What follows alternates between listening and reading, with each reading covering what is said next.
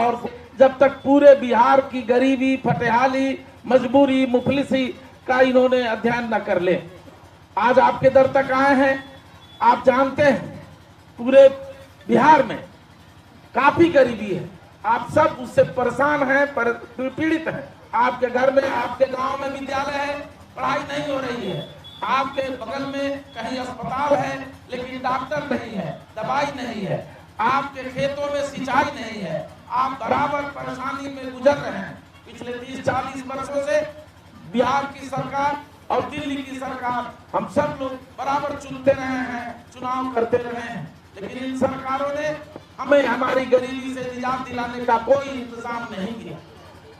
कभी हमारी समस्याओं के लिए कोई राजनेता, कोई विधायक जिसको आप चुनते हैं 5 साल के लिए, वो कभी आपके दुख दर्द को बांटने आपके गांव तक नहीं आता। जिस सांसद को आप चुनते हैं कभी आपके दरवाजे तक पैदल चलते हुए नहीं आया। ये पहला शख्सियत है पूरे हिंदुस्तान की सियासत में, पूरे मुल्क में, प्रशांत किशोर जी, जिन्होंने अपना सारा सुख सुविधा, ऐशो आराम, सारी फैसिलिटी, सारे अरबों खरब की कमाई का कारोबार सब कुछ छोड़कर गांधी जी के बताए रास्ते पर चलते हुए आप तमाम के बीच आए हैं। इनका मकसद है हमें जात पात धर्म मजहब के फेरे में नहीं रहना है। हम अपना नुकसान इसी चक्कर में पड़कर करते रहे। इसलिए साथियों, जन सुराज का जो ये अभियान है, इसमें आपकी गरीबी को कैसे दूर किया जाए, आपके लिए बेहतर शिक्षा का कैसे इंतजाम किया जाए और किस प्रकार से आप सबको रोजगार दिया जाए, आपकी किसानी की आमदनी बढ़ाई जाए, ये जन सुराज का अभियान है। आप जानते हैं हम लोगों ने कभी लालू यादव को चुना, कभी हम लोगों ने कांग्रेस की सरकार बनाई, कभी हम लोगों ने नीतीश कुमार और भारतीय जनता पार्टी के गठबंधन की सरकार बनाई, लेकिन इन सरकारों ने जानबूझकर एक साजिश के तहत हमारे विद्यालयों को बर्बाद कर दिया ताकि गरीब के बच्चे पढ़ नहीं पाए और वो गरीबी के फेरे में ही पड़े रहें। इस सब से निजात दिलाने के लिए जिस तरह से गांधी जी चंपारण आए थे कि अंग्रेजों के जुल्म से हम सबको मुक्ति दिलाने के लिए संघर्ष किया था, हम सब लोगों को जात पात से अलग हट करके, किसानों, मजदूरों, गरीबों, अमीरों, सबको, हिंदू मुस्लिम सब लोगों को संगठित किया। तब जाकर के चंपारण में जो सत्याग्रह हुई, अंग्रेज को भागना पड़ा। ठीक आज उसी तरह से जिस तरह से वीडियोगिरी हो रही है, जिस तरह से सीओ ब्लॉक में घुसखोरी और रिश्वत का तमाशा चल रहा है, हर पैमाने पर भ्रष्टाचार फैला हुआ है, उस भ्रष्टाचार से निजात दिलाने दूसरे गांधी के रूप में आदरणीय प्रशांत किशोर जी हम सब के दर दर तक दस्तक दे रहे हैं। इसलिए साथियों, हम लोग न्योता देने आए हैं, आप जगिए अपने हक के लिए, अपने अधिकार के लिए।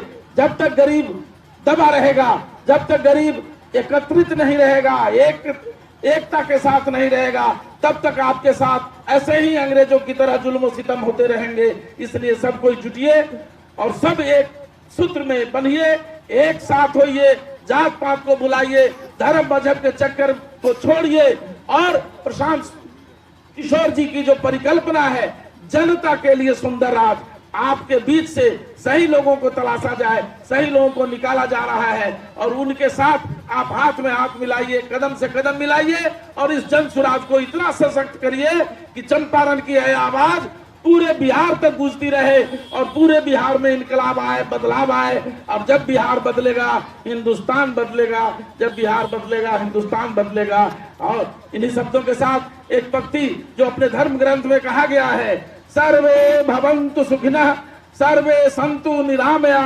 सर्वे भद्राणि पश्यन्तु मां कश्चित् दुर्भाग् भवेत्। ये महात्मा बुद्ध की धरती है, ये चंपारण महात्मा गांधी की धरती है और सबने अपने वेद के इसी सूत्र को परिभाषित किया है कि सभी का कल्याण हो, सभी स्वस्थ रहें, सभी निरामय रहे, सभी प्रगति करते रहें। यही हमारा धर्म शास्त्र कहता है कि किसी जात के लिए धर्म नहीं बना था, सब के लिए है। इसलिए सब कोई संगठित होइए और आदरणीय प्रशांत किशोर जी के हाथ को मजबूत करिए। इन्हीं शब्दों के साथ मैं अपने आप जिनको सुनने के लिए बेताब हैं, आप जिनसे अब मैं केसरिया के माननीय प्रमुख साहब से गुजारिश करूंगा कि अपने चंद अल्फाज में हम तमाम को संबोधित करें। लोहारगामा पंचायत में आज के इस सभा में उपस्थित जन स्वराज के माननीय प्रशांत किशोर जी, हमारे पत्रकार बंधु, यहाँ के आयोजनकर्ता उप मुखिया साहब और दूर दराज से आए तमाम लोगों का मैं केसरिया प्रखंड की ओर से आपका स्वागत एवं अभिनंदन करता हूँ। दोस्तों, हमारे पत्रकार जी ने सब कुछ बता दिया है, अब कहने का कुछ नहीं है। अगर आप अपना भविष्य चाहते हैं, अपने बच्चे का भविष्य संवारना चाहते हैं और बिहार का तस्वीर और तकदीर बदलना चाहते हैं और घूसखोरी मिटाना चाहते हैं बिहार से, तो बस एक विकल्प है जन स्वराज। तो आपसे मैं यही गुजारिश करूंगा कि आप जन स्वराज से जुड़िए और इसका फायदा हम सबों को मिलेगा। जिस तरह से जन स्वराज की टीम काम कर रही है और एक एक बिंदु पे आज से सर्वे जीरो से एकदम वार्ड से लेकर प्रखंड और जिला तक सर्वे चल रहा है, क्या कुछ करना है, कहाँ कहाँ क्या बदहाली है और क्या भविष्य में किया जा सकता है। तो बस मेरा यही रिक्वेस्ट गुजारिश रहेगा आपसे कि आप लोग जन स्वराज से जुड़िए। इसी सब बातों पे मैं विराम देता हूँ।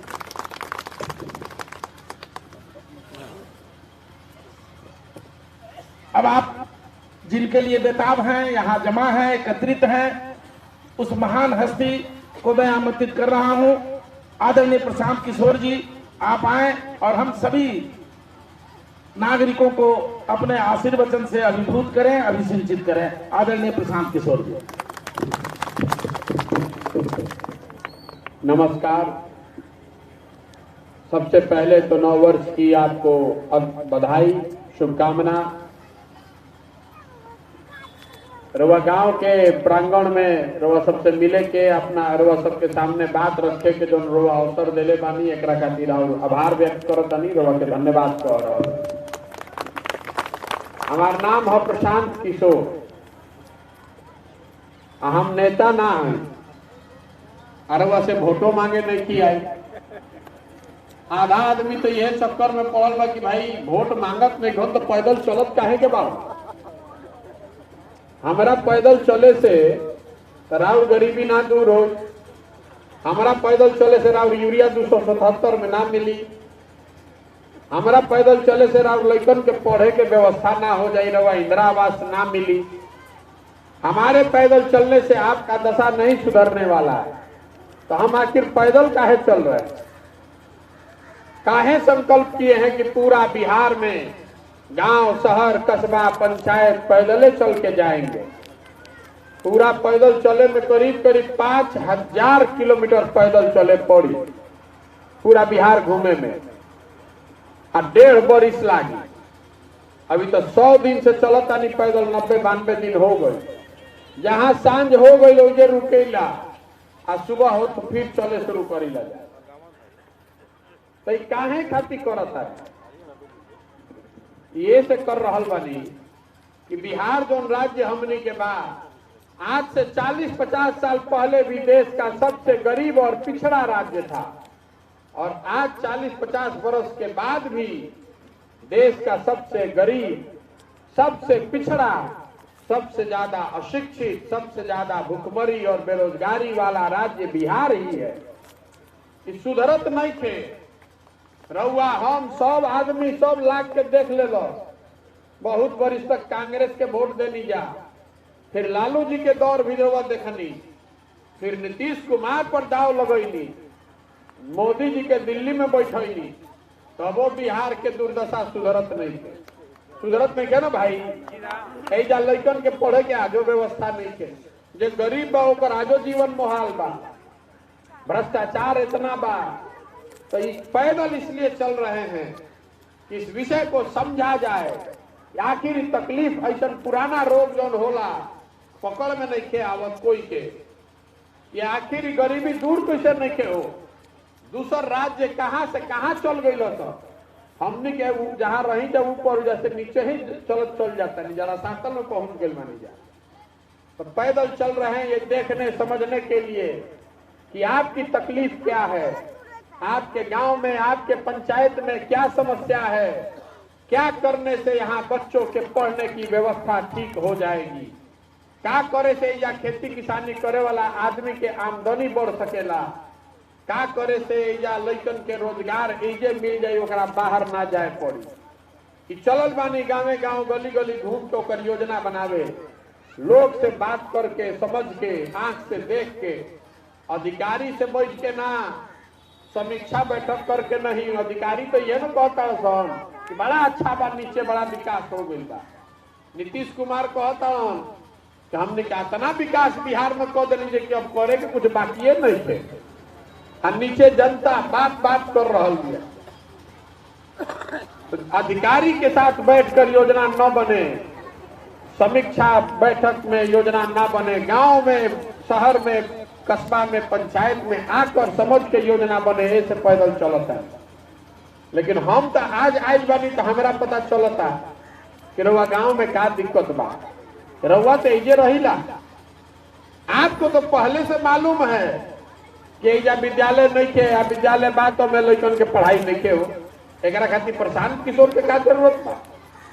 रउआ पहले से मालूम है कि 277 की यूरिया 800 में मिलत है, 900 में। धान जब बोले रही तबो मिलत रहे, अब गेहूं में पटवन खातिर बैठल बानी पटाख बो के तबो नहीं के मिलत।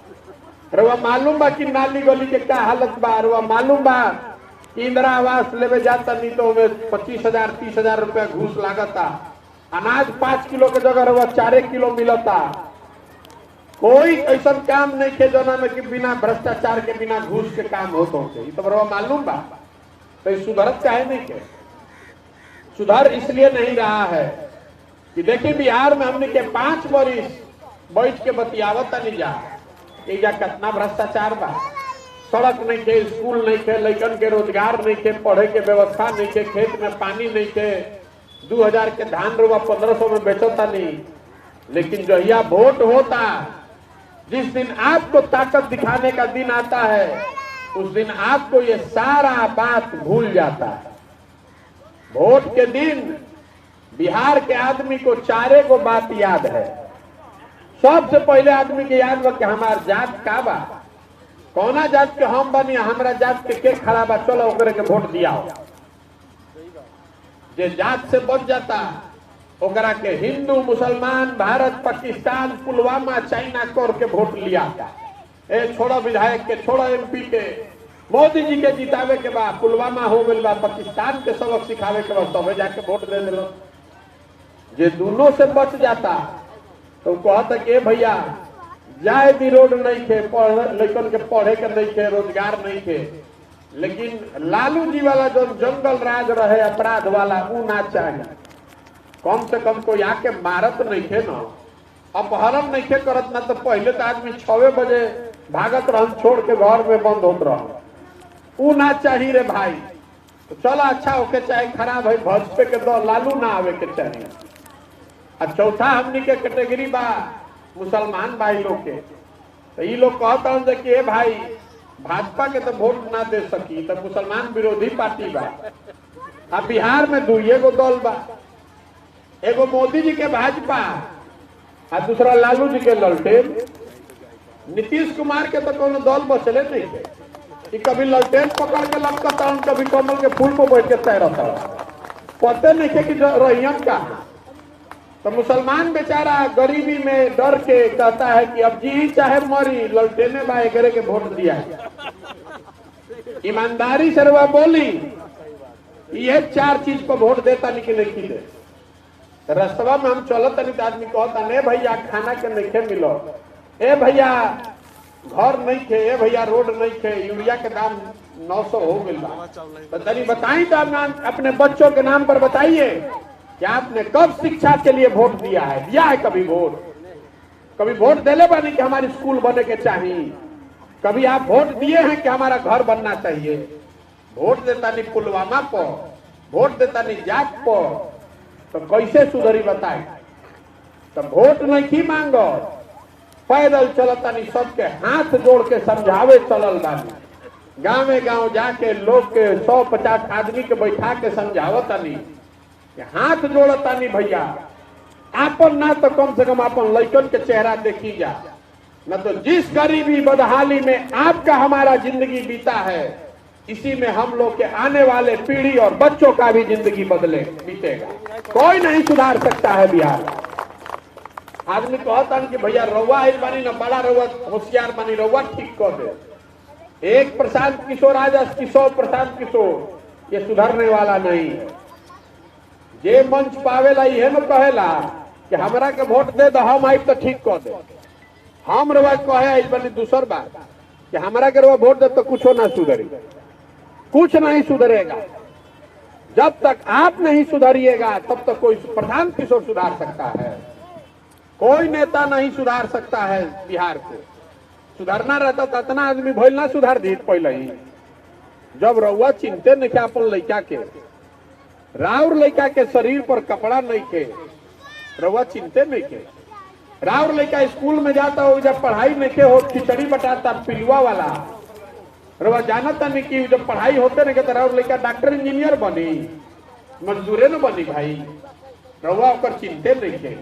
राउर लड़का घरे पढ़ लिख के बेरोजगार बैठल बा, रउआ ओकर चिंते नहीं के। तो हम राउर लड़का के चिंता करो। देखिए लालू जी जब मुख्यमंत्री रहन पहले, तो लालू जी के लड़का 10वां नहीं के पास कैले, मैट्रिक नहीं के कैले, लेकिन वो मुख्यमंत्री बनो भाई। हमने क्या दिक्कत बा, जेकरे के जनता वोट दे दी हुए बन जाई। दिक्कत इस बात से नहीं है कि लालू जी का लड़का 10वां नहीं पास है और मुख्यमंत्री बनना चाहता है। दिक्कत इस बात से है कि आपका लड़का बीए कर लिया, एमए कर लिया, उसको चपरासी का भी नौकरी नहीं मिल रहा है और आपको उसका चिंता ही नहीं है। रउआ तो जात में अजुराइल बानी, धर्म में अजुराइल बानी, तो सुधरे वाला बा भैया। ये बतावे चलल बानी, यही बताने चले हैं। मछली नहीं बांट रहे हैं, मछली मारना सिखाने चले हैं। वोट ठीक दीजिएगा तभी समाज सुधरेगा, ना तो सुधरे वाला नहीं थे। बतियावे के तो जहां चल गई बिहार में, घर में, दलान में, खेत में, खलिहान में, चौक पर, चौराहा पर, चाय के दुकान पर, सैलून में, हर जगह सब तो होशियारे भाई जा। जेकरे से पूछी बतिया कि कितना 1 घंटा भाषण दे दी कि बिहार में क्या खराब बा, और सबे कहते है भैया जाति बहुत न बाई जा, जाति ठीक कर दी तो बिहार सुधर जाए। अरे भाई तो सब दूसरे के कहता कि जाति ठीक हो जाए, तू न सुधर पहले। हर आदमी संकल्प लेगा तब न सुधरेगा कि हम जाति पर नहीं वोट देंगे, हम धर्म पर वोट नहीं देंगे, हम प्रशांत किशोर को नहीं वोट देंगे, लालू नीतीश मोदी को वोट नहीं देंगे। वोट उसको देंगे जो हम लोग के बच्चों के लिए पढ़ने का व्यवस्था करे, जो हमने के लइकन के रोजगार दिलवाए, खेती किसानी की स्थिति ठीक करो, करा ना वोट पड़े के चाहिए। यही से पैदल चलता है, इसीलिए पैदल चल रहे हैं। पैदल इसलिए चल रहे हैं तो आदमी कहता ये भैया इतना तो बुझाता, लेकिन वोटवा दियाई के करा बिहार में तो विकल्पे नहीं थे। 2 गो दल बा, दोनों एगो नागनाथ एगो सापनाथ, जेकरे के पकड़ल जाई उहे काटी। रउआ पार्टी बनाई, विकल्प बनाई, तो आपको बताने चले हैं कि हमारे विकल्प बनाने से कुछ नहीं होगा। हमारा दल बनावे से क्या हुई? बिहार में पहले ही से 50 गो दल बा। जे नेता जे आवता वो दल बनावता, जे दल बनैलस उहे हो गए दल के नेता। आ कह दिलस कि हमारा बात होइया ना हमार बेटा। आ कुल जाना तो लोग बिहार के आदमी झोला लेके ढोआ जा हमारा पीछे। उससे विकल्प नहीं बनेगा।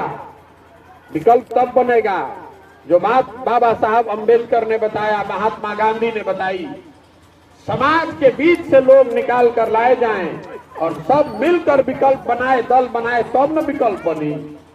तो पैदल ऐसे चलता नहीं कि गांव देहात पंचायत कस्बा से समाज की मदद से सही आदमी को ढूंढ कर निकालें।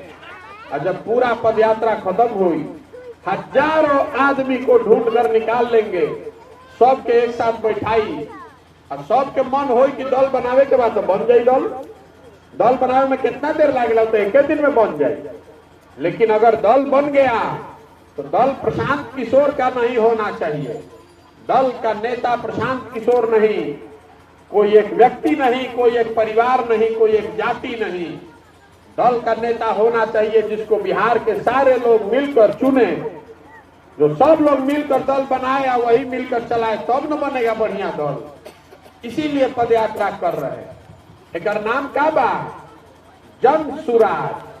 प्रशांत सुराज ना हो, सुराज मतलब सुंदर राज। केकर सुंदर राज? जनता का सुंदर राज होना चाहिए।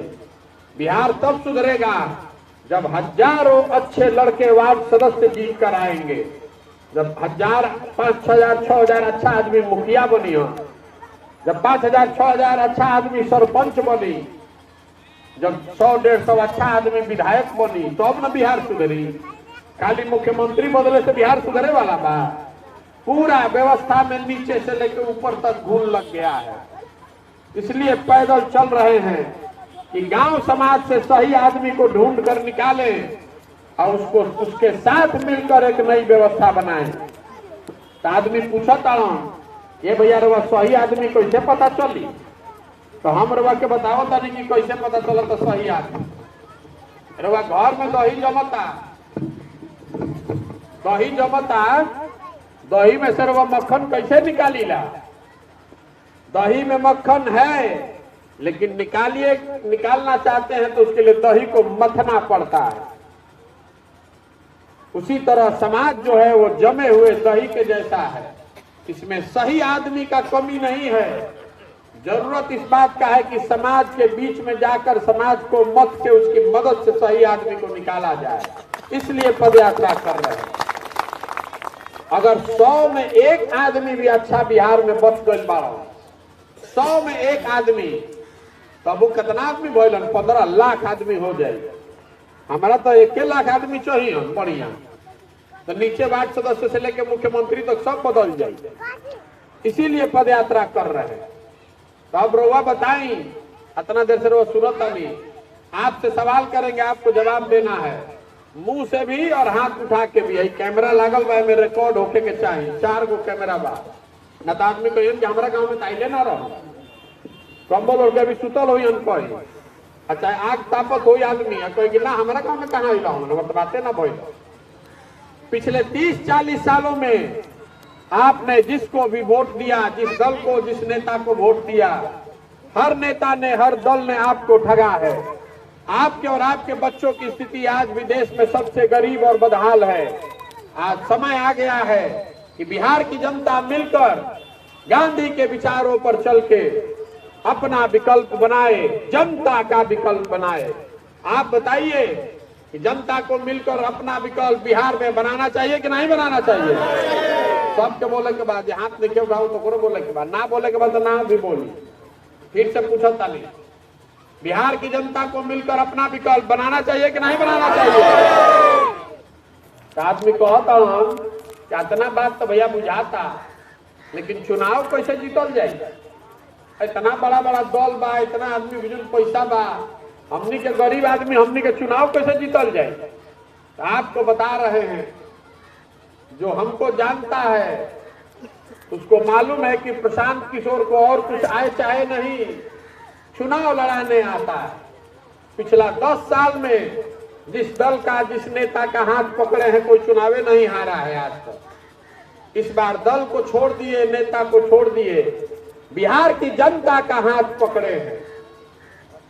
और भरोसा रखिए, जिसको भी समाज चुनकर निकाल देगा, उसी के पीछे अपनी पूरी ताकत, शक्ति, पैसा, बुद्धि लगाएंगे और आपके सहयोग से उसको जिता कर लाएंगे।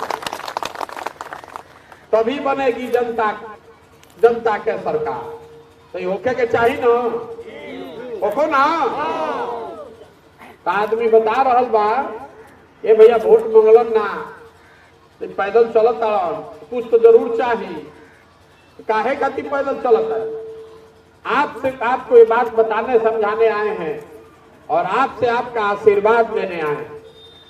आपका वोट नहीं चाहिए, आपसे पैसा नहीं चाहिए, आपका आशीर्वाद चाहिए। ये 40-50 साल में कोई जिस काम को नहीं कर पाया बिहार में, ये नई व्यवस्था बनाने के लिए ये दृढ़ संकल्प चाहिए, ऊपर वाले का कृपा चाहिए और जनता का आशीर्वाद चाहिए। अगर आपको लगता है कि बिहार जो काम हम कर रहे हैं ये बिहार के भलाई के लिए है, बिहार के बच्चों के भलाई के लिए है, तो एक बार हाथ उठाकर आशीर्वाद दीजिए। आशीर्वाद है ना आपका? करी ना प्रयास होगा ना। एक बार अंतिम बार हमने के बहरी जाता नहीं जा तो कहता सब बिहारी मतलब बेवकूफ। बिहारी शब्द गाली हो गया है। बिहार के लोग बेवकूफ नहीं हैं। यहाँ के नेताओं ने, यहाँ के व्यवस्था ने हम लोग को बेवकूफ बना दिया। ये ज्ञान की भूमि रही है। देवताओं को भी बिहार में आकर ज्ञान मिला है। एक बार आप जग जाइएगा, अपने बच्चों के लिए जग कर नई व्यवस्था बनाइएगा, तो जो लड़के आज जाकर फैक्ट्रियों में मजदूरी कर रहे हैं, वही लड़के बिहार में आकर फैक्ट्री लगा भी सकते हैं और चला भी सकते हैं। हम लोग बेवकूफ लोग नहीं हैं। 26 MP का राज्य है गुजरात। गुजरात का आदमी बन गया फैक्ट्री का मालिक, और 40 MP का राज्य है बिहार। बिहार का लड़का बन गया फैक्ट्री में मजदूर। तो ये स्थिति बदलना चाहिए कि नहीं बदलना चाहिए? बदलना चाहिए ना भाई। बिहार के लड़के, बिहार के बच्चे जीवन भर मजदूरी करने के लिए नहीं पैदा हुए हैं। ये संकल्प लीजिए कि आपके बच्चे मजदूर बनने के लिए नहीं पैदा हुए हैं। उनको पढ़ना जरूरी है, उनको आगे बढ़ना जरूरी है। वोट उसके लिए होना चाहिए, ठीक है ना? एक बार इस मिट्टी के सम्मान में, जहां हम लोग पैदा हुए, जहां हम लोग के माँ बाप और पूर्वज पैदा हुए, इस मिट्टी के सम्मान में एक नारा लगाएंगे। मैं बोलूंगा जय बिहार, आपको बोलना है जय जय बिहार। जय बिहार, जय बिहार, जय बिहार। तो हम चलता नहीं 5000 किलोमीटर रोवा सब में से कर मन होके 10 किलोमीटर चली, ना तेजे बैठ के आग तापी सुस्ता है। बहुत बहुत धन्यवाद।